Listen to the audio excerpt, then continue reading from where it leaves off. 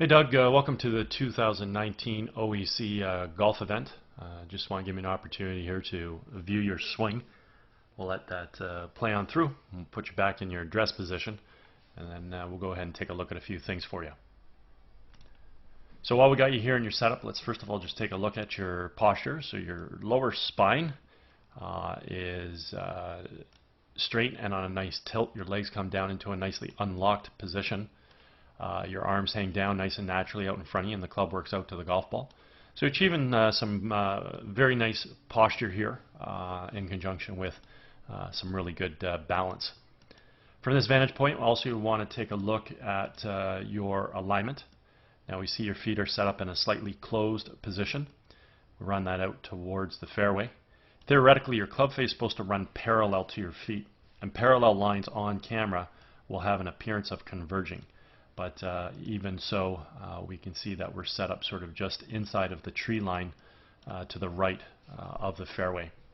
Center of the fairway is back over here, so we're going to create some form of a compensation to get the ball back at the target. So you're either going to swing the golf club on plane, start the ball somewhere out towards the red flag, and then you're going to obviously try and impart some right to left spin on the ball by releasing the club, and then hopefully have the ability to sort of draw or hook the ball back on line. If we don't do that, then we're going to end up swinging the club from an outside to an inside kind of swing path, and that'll help you try and pull the golf ball back to the yellow flag, and we'll be able to take a look at this in a few minutes here. One thing I also want to point out with your alignment with your feet in a closed position and aiming out to red, already at address your subconscious brain is telling you that you have to hit the ball back to the left. So look at your knees. Your knees are not following the same direction as your feet, nor are your hips. Now your arms, see how we can see your left arm situated underneath your right arm?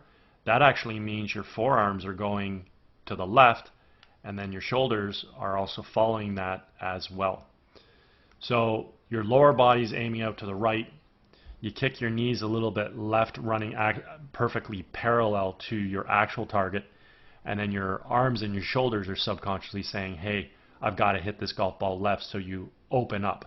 So there's a good chance you're going to swing this golf club from an outside to inside swing path just because your upper body is open and stacked in an open position relative to your lower body. Okay? So let's go ahead and do a little split screen comparison here between you and Jordan Spieth. Now I've got some color-coded lines up on the screen here just to use as a visual reference as it pertains to swing plane. But notice with Jordan's left arm, you cannot see it underneath the right arm. And that's because his forearms are running in the exact same direction as his feet, as are his shoulders, as are his knees and his hips. So he's got all his lines, his feet, his knees, his hips, his forearms and shoulders, all running parallel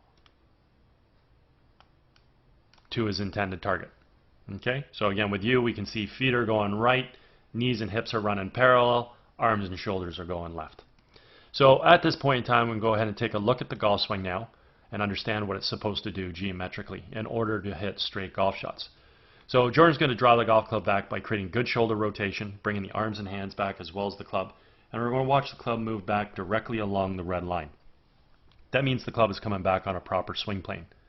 From here we're going to incorporate some good wrist hinge into play where we're going to transition the club head from below to above our hands, and then the golf club is going to work from red up to yellow or blue. When we finally set the golf club at the top of the swing, in Jordan's case he sets his left arm and his club on the blue line. Now the left arm of the golf club can be situated anywhere within that blue-yellow V zone. So if we get our left arm down on yellow, we just have a slightly shallower swing than what he has, which is a slightly steeper swing. Neither one's really right or wrong. But anything a little bit higher or a little bit below yellow would start to get a little too much. If we go ahead and watch the right side of the screen here, you draw your hands back very nicely, and actually I want to go to right about here, okay? So see your shoulders and arms now? First of all, I can't see your left arm underneath your right arm right now, Okay? So your forearms and shoulders are actually now square, more square to your feet, or actually they're square really to your hips and your knees, and your feet are the only thing that are now misaligned. So that's how we would like to set up to the golf ball. We want the shoulders and arms in that position in accordance to the same alignment as your hips and your knees, and then what we would do is have a subtle refinement where your feet were a little bit more here. So your right toe just needs to move up on that line and everything will be perfect. But at this point in time, we can see that you've already moved the golf club back at least a full foot. Okay? So as we continue to move back here, we see that the club head sneaks a little bit underneath the plane.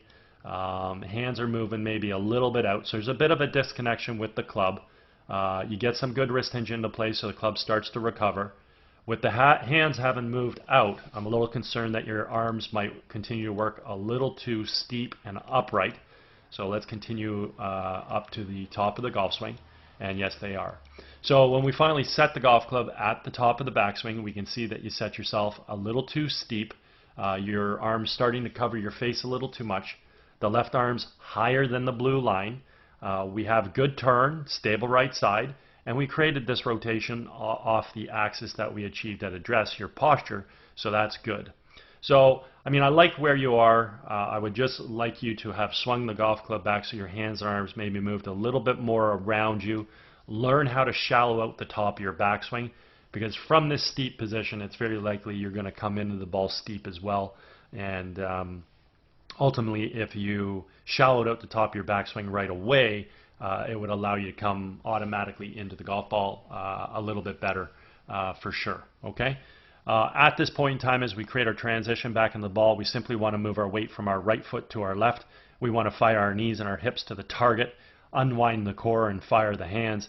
And in doing so, we want to make sure we're bringing the golf club, in Jordan's case, from blue all the way back down to red, which is exactly what we see here. So we see the golf club returning right back to on plane. The other thing we want to illustrate is the relationship between the lead forearm and the golf club. I refer to this as the backwards check mark. It simply means the club head right now is remaining above and behind his hands coming into the hitting zone, and this is what's going to allow him to create a lot of power in the golf swing, let alone the ability to hit it straight, because the club, as already noted, has returned back to plane.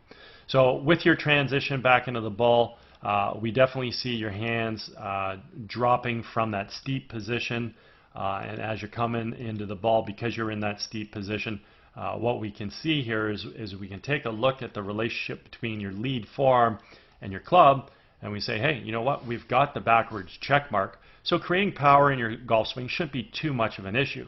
The problem is the golf club has not made it anywhere close back to being on plane. So right now your club shaft is coming into the ball too steep. So club shaft's coming into the ball at this point in time at about 56 degrees, whereas we can see with Jordan, his club shaft's at around 29. So a lot shallower, and when we're in that shallower position coming in the ball, we're going to have a lot more power. Okay, so as we continue to track the club head coming into the golf shot, we're just going to see that your club never makes it back to the red line, and therefore it's not coming into the ball from on plane. As already noted, it's coming into the ball too steep, and I'll illustrate that just a little bit more clear by connecting the dots here, so you can see how the descending motion was in comparison to Spieth, where the club simply tracks into the ball from this red line, so from on plane. Again, ultimately, this is what allows us to hit a straight golf shot in accordance to our alignment. Lastly, assuming that the club face squares up via having a good grip. So if we want to hit straight golf balls, three things we need. We have to aim well. Feet have to run parallel to our target line. The club has to return back onto plane.